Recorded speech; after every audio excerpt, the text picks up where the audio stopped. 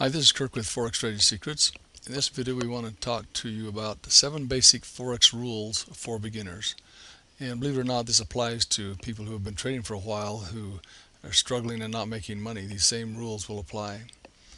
The first thing that we've noticed is that when beginners start, they hear about robots. Oh, I'll just click the button and turn it on and it'll just keep on making money for me.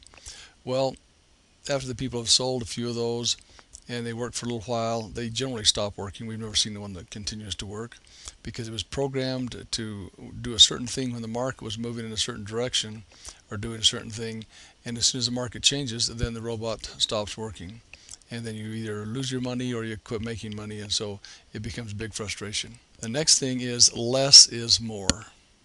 Information overload makes us worse traders. One of the main basic tools you need to have is to be able to spot a 5-alarm trade. This is going to be your high probability trade. Would you agree that this is a good place to be trading? Yes, there are a lot of 5-alarm trades going here. Not so many in here. It's too choppy. Any 5-alarm trades here? Yes, there are. There are some more here. There are not 5-alarm trades there. So being able to spot those, if you need to be able to spot them in 2 to 3 seconds, and that will help you to keep on the right side of trading the high probability trades. The third basic rule is that most successful traders make their money from larger time frames. This is where they see the larger trends. So you can see on this is a 4-hour chart. There was a nice move here. There were signals up in this area to tell you that that was a possibility of taking a good trade. So we move to a smaller time frame. Yes, that would be a little bit easier to trade on this 1-hour time frame. And there are 5-alarm trades in here, as we've talked about before. Number 4 is don't look at the smaller time frames. Let me show you why you may want to move away from the smaller time frames. Let's go to this 30-minute. Okay, that's not too bad. You get the 15, same period. Yeah, you can still trade it, but it starts getting choppy right in here, and you'd be in and out and be taking only a few pips. Now let's look at this on a 5-minute. This is the same time frame. Look at that 5-minute. That would be awfully hard to trade. A lot of pressure. Oh, it got a little easier right in here, but you didn't know that unless you were looking at the larger time frames. So back to the 4-hour time frame, that is the major trend, and maybe the 30-minute and the 1 hour would be about as small as you want to go. You could trade this very successfully on the 1 hour. Suggestion is to make the bigger pips, use the day, the 4-hour, and the 1 hour as your main trading time frames. And occasionally you'll time it on a smaller time frame, but you're really trading the direction of the trend of the larger time frames. Number 5, don't trade the news.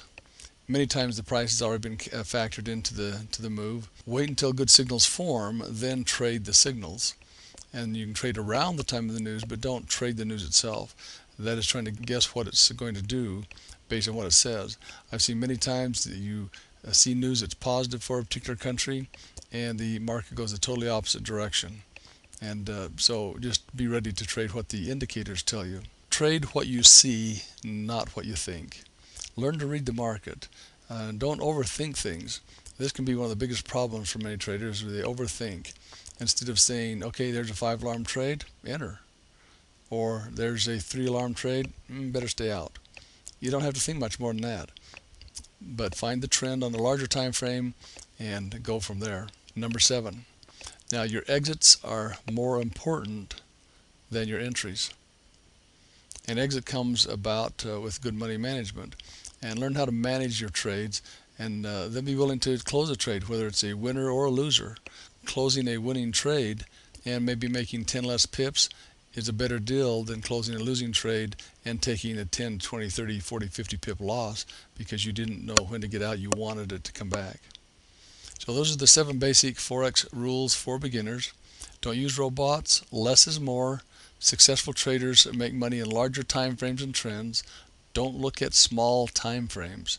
Don't trade the news. Trade what you see, not what you think. And your exits are more important than your entries. Hope this is of help to you.